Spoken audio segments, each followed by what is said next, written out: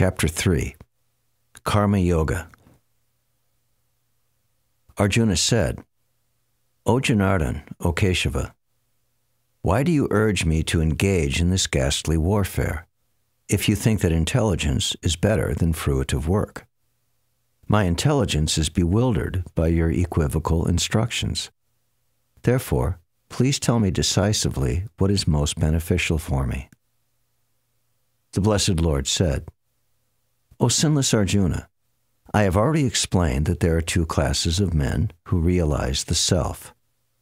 Some are inclined to understand him by empirical philosophical speculation, and others are inclined to know him by devotional work. Not by merely abstaining from work can one achieve freedom from reaction, nor by renunciation alone can one attain perfection. All men are forced to act helplessly according to the impulses born of the modes of material nature. Therefore, no one can refrain from doing something, not even for a moment. One who restrains the senses and organs of action, but whose mind dwells on sense objects, certainly deludes himself and is called a pretender. On the other hand, he who controls the senses by the mind and engages his active organs in works of devotion, without attachment, is by far superior. Perform your prescribed duty, for action is better than inaction. A man cannot even maintain his physical body without work. Work done as a sacrifice for Vishnu has to be performed, otherwise work binds one to this material world. Therefore, O son of Kunti, perform your prescribed duties for his satisfaction, and in that way you will always remain unattached and free from bondage. In the beginning of creation, the Lord of all creatures sent forth generations of men and demigods, along with sacrifices for Vishnu, and blessed them by saying, Be thou happy by this yajna, sacrifice, because its performance will bestow upon you all desirable things. The demigods, being pleased by sacrifices, will also please you. Thus nourishing one another, there will reign general prosperity for all. In charge of the various necessities of life, the demigods, being satisfied by the performance of yajna, sacrifice, supply all necessities to man. But he who enjoys these gifts without offering them to the demigods in return is certainly a thief. The devotees of the Lord are released from all kinds of sins because they eat food which is offered first for sacrifice. Others who prepare food for personal sense enjoyment verily eat only sin.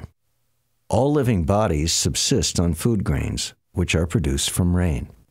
Rains are produced by performance of yajna, sacrifice, and yajna is born of prescribed duties.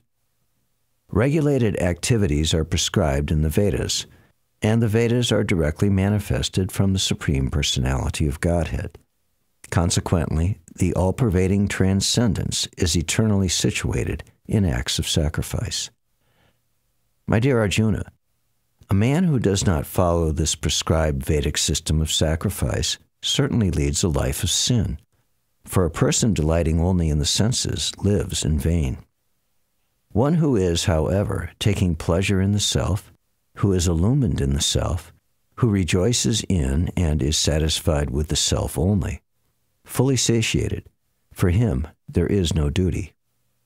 A self-realized man has no purpose to fulfill in the discharge of his prescribed duties, nor has he any reason not to perform such work. Nor has he any need to depend on any other living being. Therefore, without being attached to the fruits of activities, one should act as a matter of duty, for by working without attachment, one attains the supreme. Even kings like Janaka and others attain the perfectional stage by performance of prescribed duties. Therefore, just for the sake of educating the people in general, you should perform your work. Whatever action is performed by a great man, common men follow in his footsteps. And whatever standards he sets by exemplary acts, all the world pursues.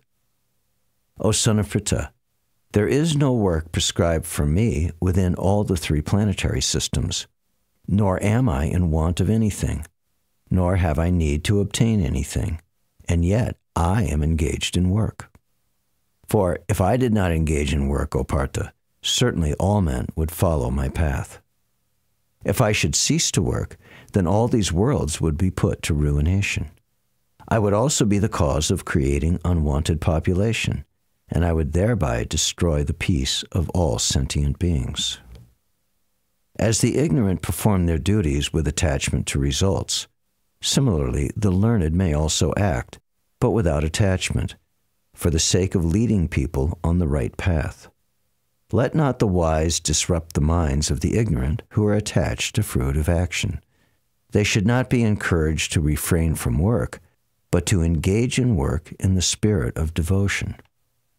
The bewildered spirit soul, under the influence of the three modes of material nature, thinks himself to be the doer of activities, which are in actuality carried out by nature.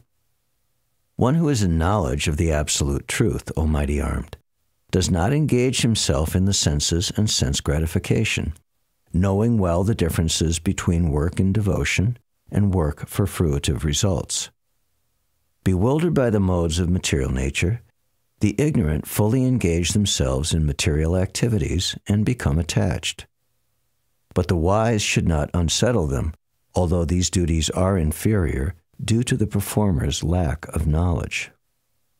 Therefore, O Arjuna, surrendering all your works unto me, with mind intent on me, and without desire for gain and free from egoism and lethargy, fight.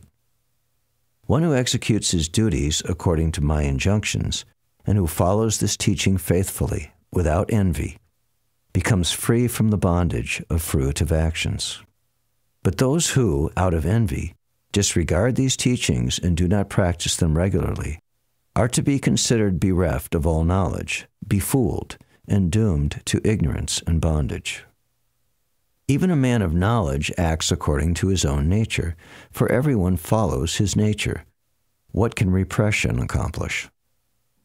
Attraction and repulsion for sense objects are felt by embodied beings, but one should not fall under the control of senses and sense objects because they are stumbling blocks on the path of self-realization. It is far better to discharge one's prescribed duties, even though they may be faulty, than another's duties. Destruction in the course of performing one's own duty is better than engaging in another's duties, for to follow another's path is dangerous. Arjuna said, O descendant of Vrishni, by what is one impelled to sinful acts, even unwillingly, as if engaged by force? The Blessed Lord said, It is lust only, Arjuna, which is born of contact with the material modes of passion and later transformed into wrath, and which is the all-devouring, sinful enemy of this world. As fire is covered by smoke, as a mirror is covered by dust, or as the embryo is covered by the womb. Similarly, the living entity is covered by different degrees of this lust. Thus, a man's pure consciousness is covered by his eternal enemy in the form of lust, which is never satisfied and which burns like fire. The senses, the mind, and the intelligence are the sitting places of this lust, which veils the real knowledge of the living entity and bewilders him. Therefore, O Arjuna, best of the Bharats, in the very beginning curb this great symbol of sin, lust, by regulating the senses, and slay this destroyer of knowledge and self-realization. The working senses are superior to dull matter. Mind is higher than the senses. Intelligence is still higher than the mind, and he, the soul, is even higher than the intelligence. Thus, knowing oneself to be transcendental to material senses, mind, and intelligence, one should control the lower self by the higher self, and thus, by spiritual strength, conquer this insatiable enemy known as lust.